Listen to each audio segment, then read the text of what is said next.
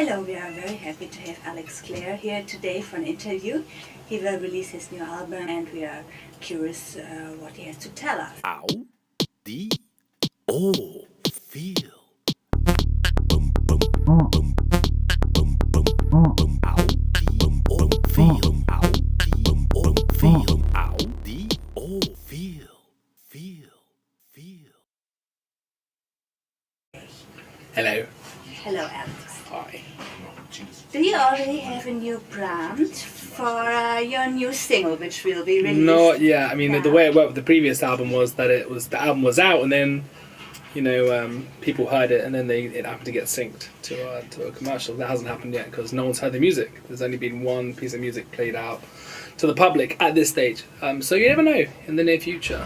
Okay, I already listened to the new Absolutely, album. the whole album. Yes, sure. Yes. You liked it? Yes, it reminded me a little bit of sometimes of Knolls Barkley. Okay, that's all right. Yeah. Psh. Maybe. I'll take that. That's a good compliment. Yeah, thank you. Sure, it is a compliment. Yeah. But it is different, but also it is similar to the previous album. You know what I mean? Sure, you have a certain as a musician, you have your own paradigm to work within and to grow in, but you definitely have creative phases. So there'll always be a nod to a previous style because that's where you're coming from. You have to just push that new style and genre slightly forward, but to be recognizable as who you are creatively. So did you change the team behind the producers? Production team is a completely different production team. The last record was obviously done on the whole with Diplo and Switch. This album has been produced not on the whole, but by the most part by Anthony Genn and Martin Slattery, who were in a band called The Hours. It is a different vibe, especially from the production perspective. On this album, there's a lot more live instrumentation. Live strings, live guitars, live drums. It's definitely a much more studio-based album as opposed to a electronic production album. You obviously still have the synthesized bass lines and things like that, but on the whole, it's much more studio-based. Is it because you want to go on tour and it is easier to handle it or to create the sound on stage? No, certainly in the last album, it took a bit of head scratching before we really figured out how we were going to do it live, but it's definitely, that wasn't the reason. The reason was I wanted to use more live sounding instruments. It's a lot more fun to do than sitting in front of a computer screen. I mean, there was live instrumentation on the latest of the hour, obviously. There were tracks with live strings and live instruments, but I wanted more of a presence of that on this record. Because and again, that's where you came from, right? You started with your guitar and as sure, a and then got into production, for sure, absolutely. So there is a bit of that, but also just in scope and range. I wanted it to be, I was writing songs that were being a lot more eclectic. Some were very rocky, some were straight up soul based, I didn't want it to be uniform in its sound. I don't like songs to be pigeonholed, to be put into a certain category. I wanted the album to generally cross the whole range of what I like to do musically. And did you play yourself? Yeah, as most of the guitar I play. Also the trumpet this time? That's not true. That's true. No, trumpet's been outsourced. I'm a terrible trumpet player. Band that's with another trumpets, yeah. I think. Yeah. Saves the sound. Yeah, for sure. We have a little bit of brass on there. On the song Unconditional, there's actually a lot of saxophone, which is crazy. You wouldn't know it's a saxophone, but there is saxophone in there, layering up what the bass line is doing. And I mean, in terms of strings as well, there's a lot more live orchestrated instrumentation, which is a lot of fun to do, and really gives you an amazing feeling when it's being recorded. And hopefully when you listen back to it, you guys will also sure. like it, yeah. You should use your CD as a test CD for loudspeakers. Very good. I think this would be really cool for those hi-fi shows or exhibitions. Across Yeah. And the saxophone and the trumpet, is this because of or due to your interest in bebop? That may be the genesis of where that love for brass instruments comes from, but certainly not the source. No, I think it was just more a case of when you write a song, you want that song to be expressed in its best way. and it just so happens that brass really accents the bits we wanted to accent very subtly, very subtly. So yeah. Are there similarities between cooking and composing? So many similarities. It's a creative process. You know, you start with your basic ingredients and you have to shape them and refine them and make something beautiful. So yeah, it's definitely a creative process. So cooking and music have a lot in common. So add a little dash of reggae and 100 Absolutely. grams of pop. And mix it all up, and hopefully it tastes good. Yeah, and doesn't get burnt. But what do you think? How can you impress women more? If you cook for them or if you sing for them? I would have to say you'd probably have to do both. Okay. A singing cook. You see, I made a mistake. My wife, I do most of the cooking at home, and I think because I come from a cooking background, for my wife, it's taken her a lot of courage to be able to cook for me. And I think secretly every man wants to have their wife cook, or their partner cook them some food. You know, it's a nice thing to do for the person that you care about, and yeah, it can be quite intimidating. Okay, but the singing cook is also from Muppet Show, Smørrebrød, you know? Yeah, it Okay. is. But, Swedish chef. You are not the chef. Yeah. No, Okay. I'm more Clarissa the chicken. Okay. I'm Miss Piggy. Okay, that's good. I love her. And how did you get there to create your really own sound? I think it's just the way it goes, you know. If you're a creative person, you do your own thing. I learned guitar originally because I was writing music. I never learned guitar by learning other people's songs. Most people, when they learn an instrument, they learn other people's songs. Whereas my whole point of learning how to play music, outside of percussion, which is where my background was, playing drums and percussion instruments, to really sing and to write my thoughts down, that's why I learned guitar. So from the very beginning of my musical experimentations as a teenager, they were always there to define my own creativity, not to expand on someone else's. I mean, there are obviously songs that I do cover that I love as pieces of music and wanted to do my own thing with, but on the whole, I kind of wanted to find my own definition for my own creative paradigm. Has it been a giant step from a singer-songwriter to what you're doing nowadays? No, I think the basic tenets of writing a song, they don't ever change. Okay. You have a subject matter. Production is obviously a different thing. When you start out writing music, now in 2014, every single songwriter is a producer. Because of the software that's available and just the basic. The way it goes now, everyone is a producer to their own extent. They have to their own to their own limitations. Everyone can do a bit of production. So certainly from when I started, when that wasn't the case, I was just starting as a songwriter. Now I definitely have much more of eclectic range of skills when it comes to putting an album together. From making albums, from working on other people's albums. Invaluable experience. And what is the reason? Why do you make music? Is it to express your inner thoughts or to entertain? Or? It's obviously the entertainment thing comes into it. I love performing live. Studio work is amazing, but it really, when you actually have that empathic connection with people when they're listening to your music and they're enjoying your music, when that happens, it's the biggest thrill in the world. So I love the entertaining side of things. I love singing on a stage in front of people. It's there's nothing like having a crowd of people sing your songs back at you. It's brilliant. But I think really, I originally started songwriting as a form of catharsis. If I was stressed out or something or regretted something, the easiest way to get my point across was to write a song about it. And when you write a song, you can say your opinion and no one can argue with you. It's not a two-way conversation. It's a monologue.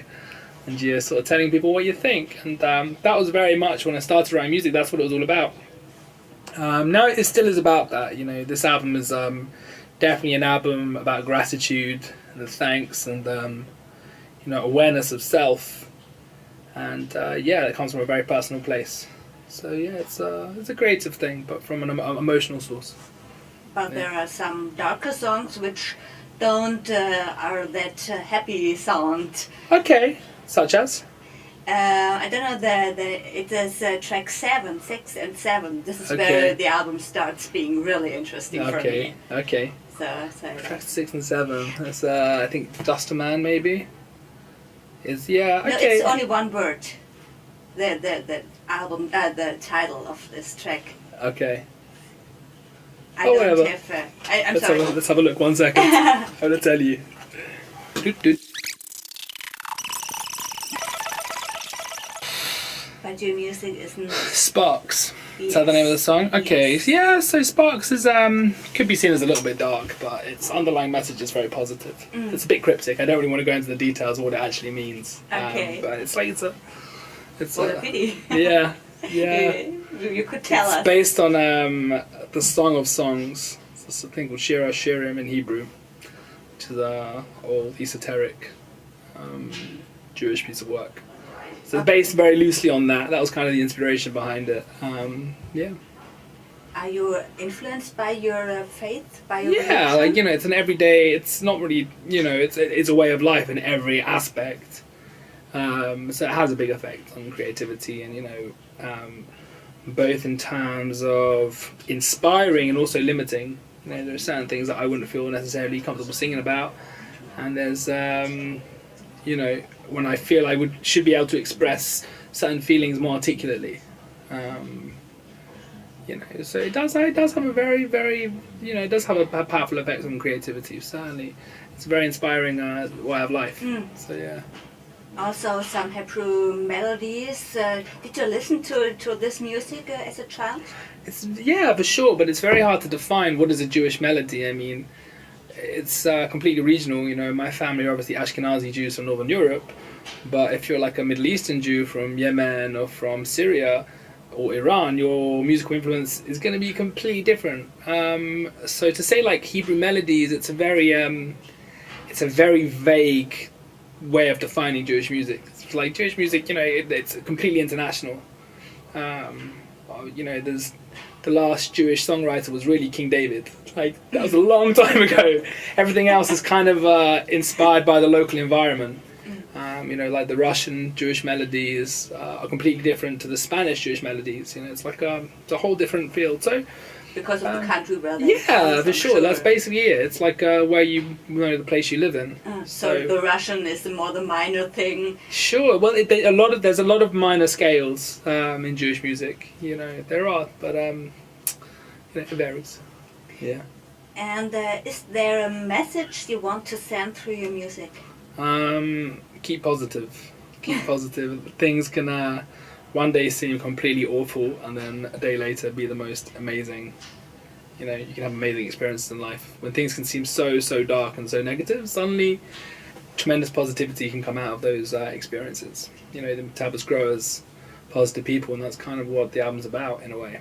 So no political message or anything like No, that? I'm currently making a little EP that is a little bit more politically oriented, but certainly not on this album. No, on this album it's all about being grateful. And how do you think, or why has soul become so important over the last 2 or 3 years in music business? I think soul music, people who love music and people who are certainly in the very broad definition of whatever pop means, everyone has soul influences. If you grow up listening to music and you grow up playing music, if you listen to Marvin Gaye, you listen to the Beatles, even with like the cheesy pop stuff of the 60s, its root is always in soul music. It's A lot had of a younger massive... people don't know who is Marvin Gaye or the Beatles. Yeah, it's a sad thing, huh? Yeah. Yeah. Do you know what? I actually disagree with you. I think now more than ever, with the way the internet has come about, and we have YouTube and Spotify. If you look at like my Facebook feed or whatever, if I see the people who follow me, you'll get people who are definitely born after 1990, but they're referencing like Charles Mingus and Chet Baker and things like that, and it's like, how do you know who Charlie Mingus is or Chet Baker? And the reason is, nowadays, when I was a kid and I wanted to listen to music, I either had to go to my father's record collection or go to Greenwich Market in South London and find records. That's the only way I could like hear music of that period. Nowadays, within 5 seconds of looking on the internet, I can access music from across the ages. And as long as people are intelligent and inquisitive and curious, and they hear something they like, they can find out what it is and what its source is. And I think music is more accessible now than it's ever been. When I was growing up, music was very tribal. You're either into punk or you're into hip hop or you're into jungle or you're into like metal or you're into jazz or soul. Nowadays, because of iTunes and iPods and all this stuff, people have such an eclectic taste. No one has this tribalism in music anymore. It's probably still there, in like the very hardcore punk scenes or the very hardcore hip hop scenes, but on the whole, heavy metal. They're very narrow-minded. Heavy metal. Yeah, for sure. Which is a shame because most great heavy metal acts have very diverse sources of influence. So But only 3 chords. Only 3 chords. Yeah. But you can hear a little bit of like what's his Kurt Hammett from Metallica. He has you can hear certain licks he does which are based in classical guitar playing. So I don't know. I think it's people are pretty diverse. I think diversity as well. When you're starting out in the music scene, people are encouraged, or were encouraged when I was certainly a teenager getting into music, to be very narrow-minded about it and be very tribal. And I think it's the biggest detriment to creativity. I think really if you want to have a broad perspective and understanding of music, you have to listen to everything you possibly can. Do you also listen to classical? I have done in the past occasionally. You had to? No, I have done. Okay. I have a little bit of like JSB on my iPod, so I like a bit of Bach, a bit of Chopin. So yeah, it's all right. There's space for it. Are there any artists you would like to cooperate with? Oh, loads. There's lists and lists, but I don't know if it'll ever happen. So there's plenty of people I love to work with. Some names? When they're sorted out, then I'll let you know. Okay. So with the same or within the same genre or from a completely different genre? I don't mind. If someone I'd be very flattered if someone came up to me and said, let's make a piece of music if they were from a completely different genre. It's worth having an attempt. There's a couple of electronic acts who've got in touch who I never would have otherwise even thought about working with, and it's a real honour to be asked. So we'll see in the future. But do you think every mix would work? Or is it like with when I'm cooking? Yeah. It's not always that good. Yeah, but you don't know unless you try. Experimentation is important, and having an open mind is important. When you think of like Dilla and people like that who sampled orchestras and strings and really made beautiful hip hop with it, sampling is an amazing thing, and you can take a piece of music from literally any source and turn it into something else. So it's always worth experimenting. You never know what you're going to get. Did you ever think about really taking some old Jewish melodies and mixing them up, like Yasmin Hamdan with the Arabic music? Do you know her? It rings a bell. Familiar name, but I haven't listened. She's from Beirut. Okay, Beirut, Lebanon, very nice. And she's really doing great music. Wow. And listen to all those Arabic melodies from the past and doing them new. She started with the DJ team. Okay. It's really sort of interesting. You should listen to her. Okay, I'll check it out.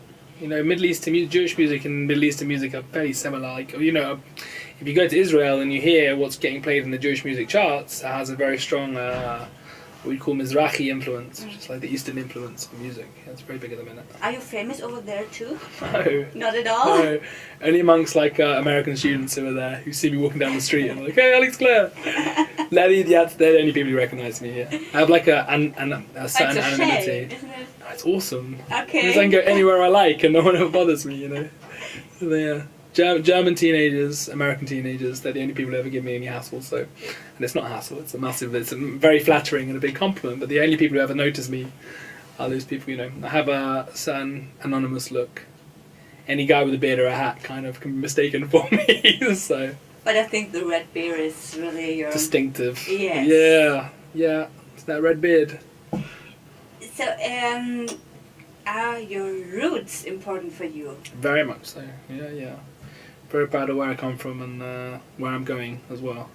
Is it Yeah. the London roots or the British roots, or is it really? All of it. I'm a proud Sure. Londoner. I'm a proud Londoner, 100%. I was born in London. I've lived there my whole life. I love London. You know, I know it like the back of my hand.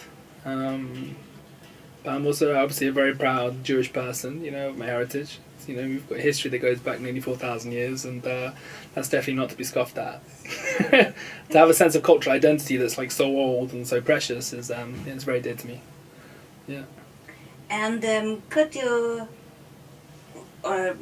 imagine returning, being a cook or being a chef de cuisine? Chef de cuisine. I don't know. I love music, and I'll always play music.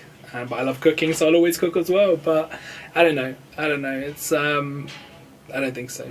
I can't imagine it really happening. I'll always cook and cook for people. You know, on an average Saturday, you have about 15 to 20 people in my house for lunch. Okay. So I cook every Friday afternoon. I'm like cooking. It sounds great. But It's maybe lovely. you could have a TV show where you make music and And food, cook, yeah. and so We could do. We could do. You know. because there's so many also in Britain, so many fat teenagers and child. So You have to could cook healthy for food them for sure. because you're a role model as a musician. That's an interesting Okay. idea. Yeah. Yeah, interesting. Okay. Thank you very Awesome. much. Thank you so much. Okay. Lovely. Perfect. Okay, so I'll see you later. Ow. D. O. Feel. Boom, boom, boom.